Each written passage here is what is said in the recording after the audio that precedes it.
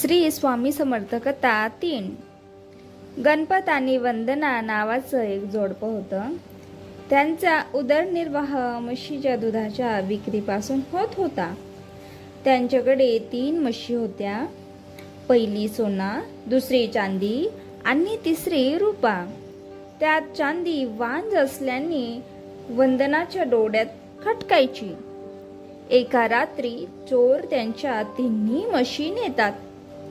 रस्त्यात थकवा आल्यामुळे ते म्हशींना एका ओसाड जागेत बांधून विसाव्याला जातात.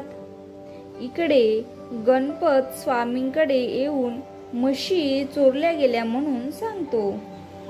जर म्हशी मिळाल्या तर त्यातली एक म्हस स्वामींना देऊ असा नवस करतो.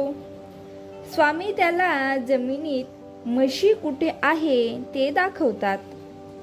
गणपत ताबडतोब जाऊन म्हशी घेऊन येतो. पण नवस फेडायला तो वांज म्हशीला स्वामींना द्यायचं ठरवतो. त्याला वाटतं की असं केल्याने एका दगडांनी 2 शिकार होतील. दुभत्या म्हशी आपल्याच कडे राहतील आणि बायकोच्या डोळ्यात खटणारी म्हस दिल्याने नवस पण फेडला जाईल. गणपत स्वामींकडे जाऊन वांज म्हस देऊन येतो. दुसऱ्या दिवशी गणपत आपल्या दुभत्या म्हशींचे दूध काढतो. पण काहीही केल्या एक थेंब सुद्धा दूध निघत नाही. त्याला कळतं की स्वामींशी केलेल्या लबाडीचा हा परिणाम आहे. ते पत्नीसह स्वामींच्या शरणी येतो. स्वामी पहिले त्याची हजेरी घेतात, मग प्रबोधन करतात.